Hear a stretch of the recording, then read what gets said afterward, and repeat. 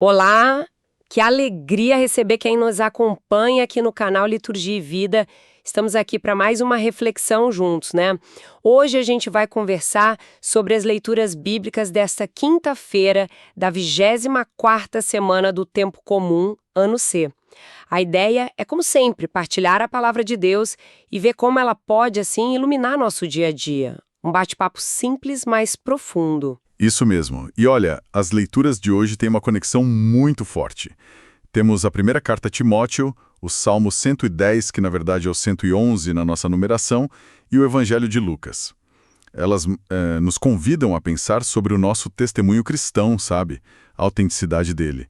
E também sobre a sabedoria que Deus dá aos humildes e, um ponto bem central, a força do perdão. Como ele transforma e gera amor. Legal.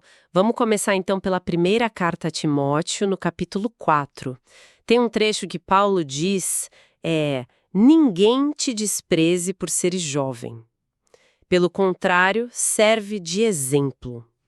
Exemplo para os fiéis na palavra, na conduta, na caridade, na fé, na pureza. E depois reforça, cuida de ti mesmo e daquilo que ensinas. Exato. E completa, assim te salvarás a ti mesmo e também aqueles que te escutam. É muito direto, né? Muito. A mensagem principal é que a credibilidade não vem da idade, mas da coerência. Viver aquilo que se acredita. Justamente. É um chamado para autenticidade. E não só para Timóteo, mas para todos nós, né? Na nossa família, no trabalho, onde a gente estiver, como é que essa coerência aparece na nossa vida? Às vezes a gente nem percebe. É verdade. E um incentivo especial para os mais jovens, que talvez se sintam, assim, diminuídos às vezes. Sem dúvida. O que importa mesmo é a sinceridade do coração, moldado pelo Evangelho. E o estudo, né? Paulo fala, dedica-te à leitura. Sim. Então fica aí uma primeira inspiração para a gente. Onde é que a minha vida e a minha fé não estão tão alinhadas? Pode ser na paciência, na honestidade. E dar um passo concreto hoje. Ou escolher uma daquelas áreas que Paulo citou, palavra, conduta, amor, fé, pureza, e tentar ser exemplo nela. Ótima sugestão. E seguindo para o Salmo 110 ao 11, a gente encontra um louvor à fidelidade de Deus. Isso, tem os versículos fortes. Suas obras são verdade, são justiça. Seus preceitos, todos eles, são estáveis. E enviou libertação para o seu povo, confirmou sua aliança para sempre. É lindo, né? Fala da firmeza de Deus. A aliança dele é para sempre. Ele é fiel. E diz que o temor do Senhor, aquele respeito profundo, é o começo da sabedoria. E como isso se aplica na nossa vida? Olha, em meio a tanta coisa incerta, saber que Deus é fiel, isso é uma âncora, dá segurança. E a sabedoria verdadeira não é só tipo conhecimento na cabeça. Ela nasce da confiança nele, da humildade. É revelada aos pequenos, né? Entendi. Confiar que não estamos sozinhos nas lutas. Exatamente. E que a justiça dele prevalece no final. Então, como inspiração prática aqui, que tal um momento de oração bem simples hoje? Conversar com Deus com confiança, como uma criança mesmo. Ou, se pintar uma dificuldade, a gente lembrar e declarar: Deus é fiel. Rezar o salmo pode ajudar. E agradecer, né? A presença dele é constante. Com certeza. E isso nos leva direto para o Evangelho de Lucas, capítulo 7. Uma cena marcante. Ah, sim. Jesus na casa de Simão, o fariseu, e entra aquela mulher conhecida na cidade como pecadora. E os gestos dela.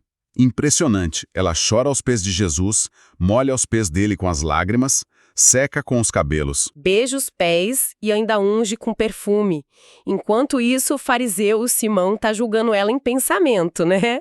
E julgando Jesus por deixá-la tocar nele. Pois é, mas aí vem Jesus com uma leitura totalmente diferente.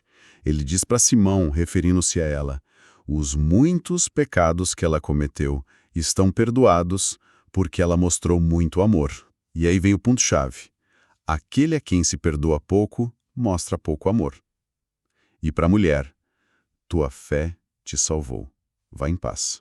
Esse ponto é realmente profundo. O amor dela não é a causa do perdão, Não. é a consequência. Ela ama muito porque ela se sentiu profundamente perdoada. A fé dela em Jesus abriu essa porta. Que contraste com o Simão, né? Ele se achava justo, não via a própria necessidade de perdão e por isso não demonstrava amor nem gratidão. Exatamente. A mensagem é dupla, então. Para quem se sente muito pecador, a esperança é imensa, a misericórdia de Deus é maior. E para quem se acha bonzinho, um alerta. Cuidado para não perder a gratidão pela graça, por achar que não precisa tanto assim do perdão. Faz todo sentido. E a inspiração prática aqui seria? Talvez um exame de consciência rápido. Com quem eu me pareço mais hoje? Com Simão ou com a mulher? Se a gente percebe que precisa de perdão, buscar a reconciliação, com Deus, talvez com alguém.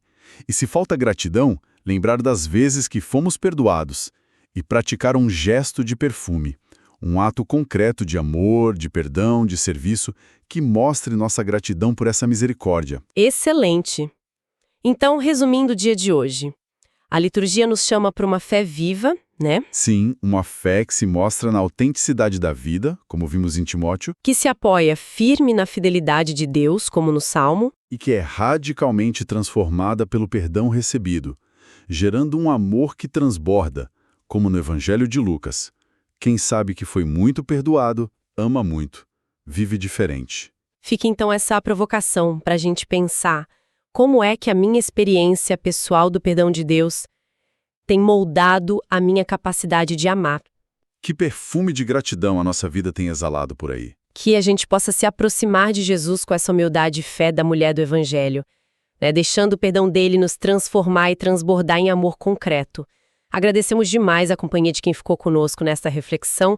Se ela foi boa para o seu dia, curte o vídeo, deixe seu comentário, sua partilha e, claro, se inscreva aqui no canal Liturgia e Vida para a gente continuar essa caminhada juntos. Fiquem todos na paz.